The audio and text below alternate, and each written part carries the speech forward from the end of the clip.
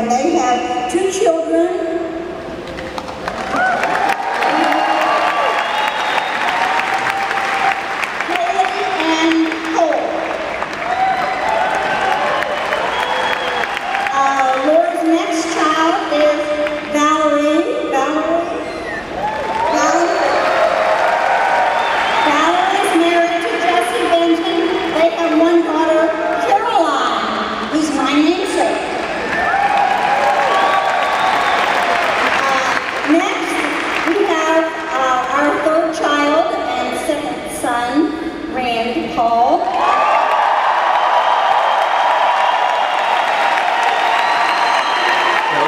Paul, the one that endorsed Mitt Romney. His wife Kelly is with him, and they have 3 sons. William, who's a sophomore in college, Duncan, who's busy playing soccer. They couldn't be here, but their youngest son Robert was with them today.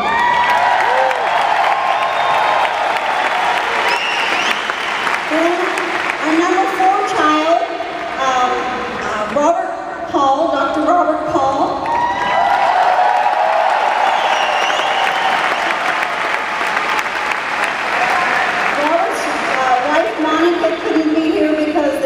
They have kids who are busy in sports, playing soccer, and all kind of things that had to be played this weekend. And our youngest daughter, Joy, is just a few weeks away from delivering our 19th grandchild. So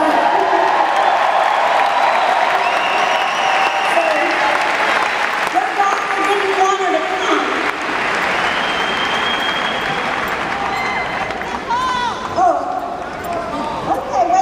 Okay, I've already made a mistake. We have to back up to number 2 child, Lori. I only told about 3 of her kids.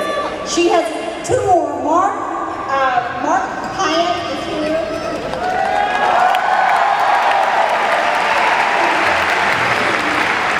Mark is a junior at the University of Houston, and his younger brother Michael is playing for the Houston Cougars baseball, and so they wouldn't let him off. He had to do some training. All right.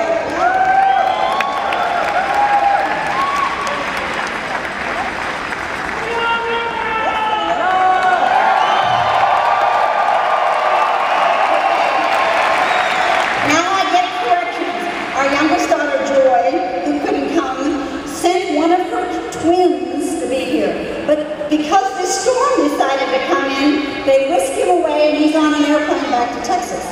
So let's see. Have I done it all?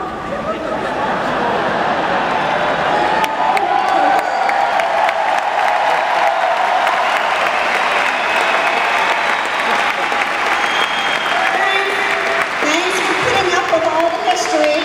Now, it gives me great honor to present our middle child, Senator Dr.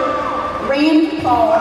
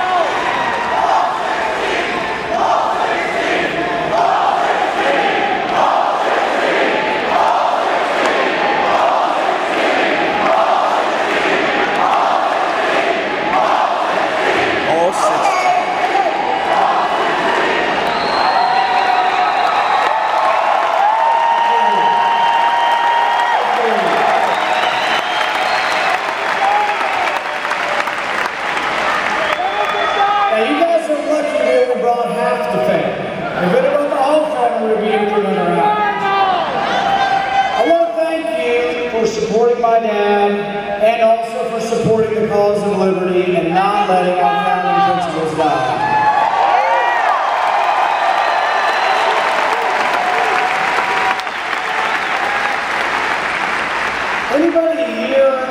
Anybody here in favor of abolishing the TSA?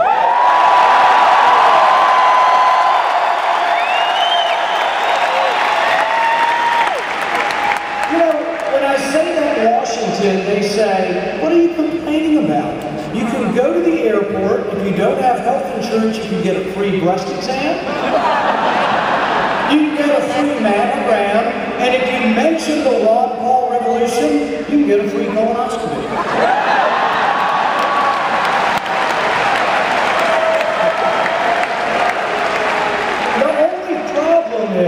Some of us would prefer that our physician not be selected by advertising that's on the Pizza Hut box.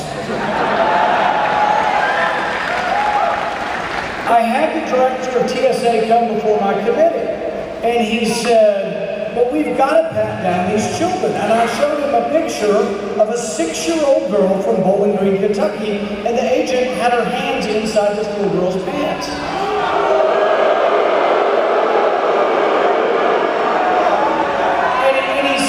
In all seriousness, and he followed up with a letter, and he said, well, a girl in Kandahar set off a bomb, an 8-year-old girl. And I said, this girl's not from Kandahar, she's from Bowling Green, Kentucky.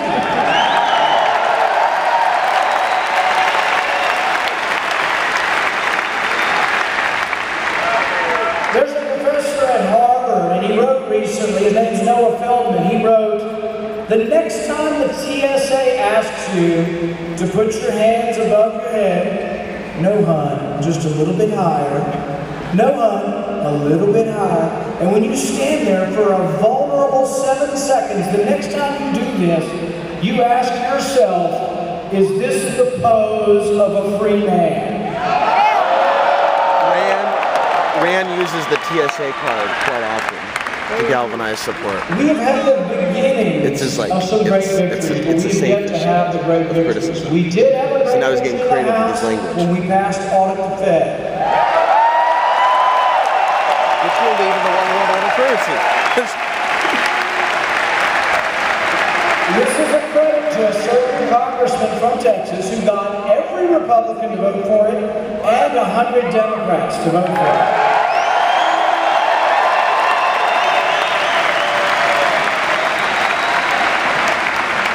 A lot of news reports are saying it's dead now and it's going nowhere, and I can tell you that's not true.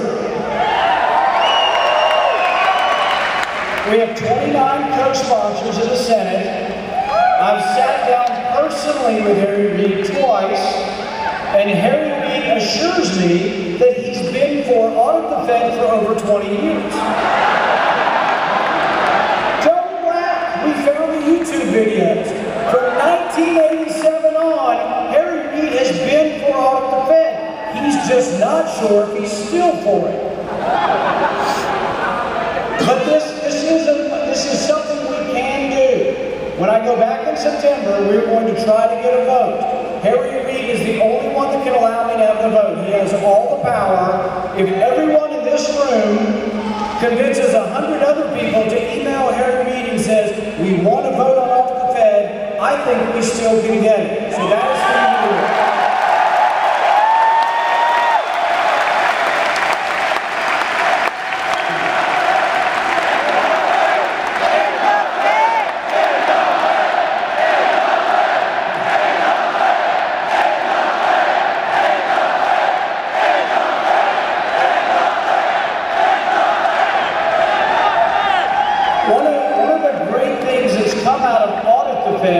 Is that people have heard you. They've heard you say Audit the Fed, so they've also heard Audit the Fed. But here's the thing, because we've talked about Audit the Fed so much, we're now talking about Audit the Pentagon.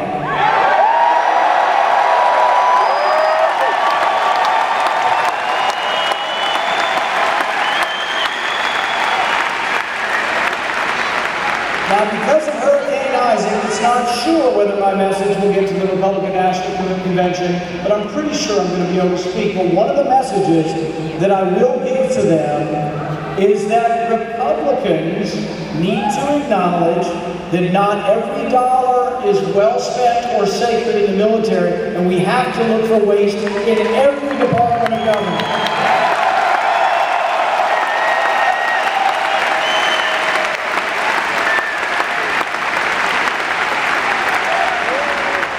A lot of you have been involved in my dad's presidential campaign in 2008 and 2012. It's been a marvelous ride that none of us will ever forget.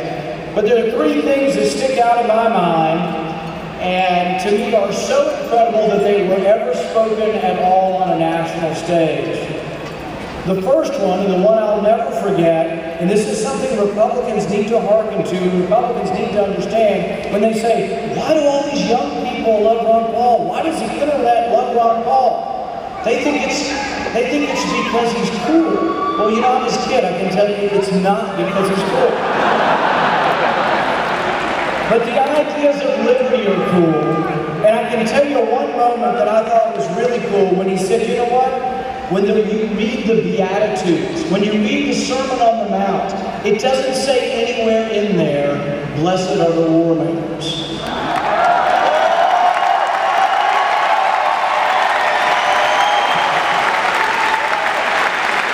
What came out of these campaigns was a candidate who said something no one had heard, who said that we can have and should have limited constitutional government, but as part of that message, we should be reluctant to go to war. We should not have a rash foreign policy. We should be careful. Another moment they originally called the Ron Paul moment was when he talked about blowback. Had he not talked about blowback, I don't think anyone ever would have.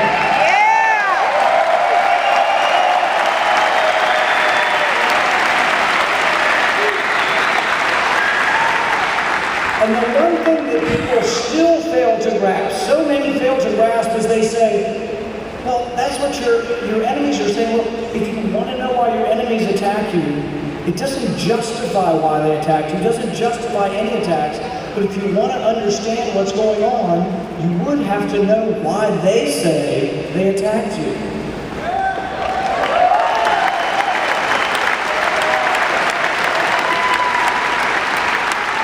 But they did it. And I know there are hundreds of moments, but the final moment that was one of my favorite, and I think this was from 2008 also, when they talked about the war in Iraq, and he said, you know what?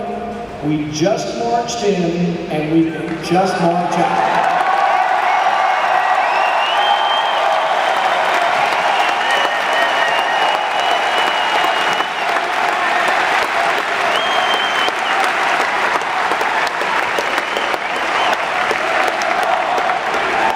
Where have we heard that before?